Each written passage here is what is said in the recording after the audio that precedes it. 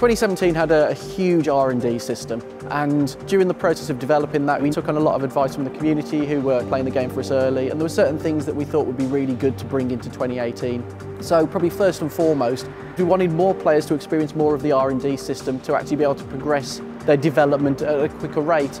So we've made significant changes to the pricing structure. We've also changed the way that we present it to the player, so there's now a fog of war around it, so that you don't quite understand where your development's going, you don't know where the big wins are going to be.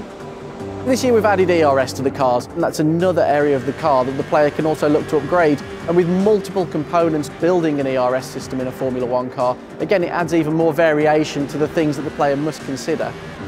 To any Formula One fan, it's very clear which teams have got strengths and weaknesses in which areas, and that's something that we showcase quite heavily in the vehicle handling in the game, and we wanted to do something similar with the R&D tree this year. So each team now has a bespoke R&D tree which focuses on the areas that those teams may be lacking just a little bit.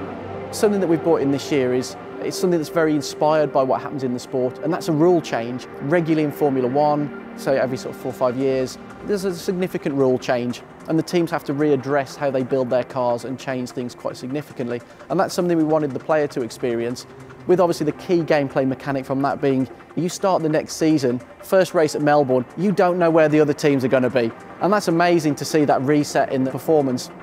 And the way this will work in the game will be, partway through the season, there'll be a point where we will determine whether there's going to be a rule change. Your R&D guy will speak to you about it, and at this point you need to start determining which areas of the development you want to conserve. Listen up everyone.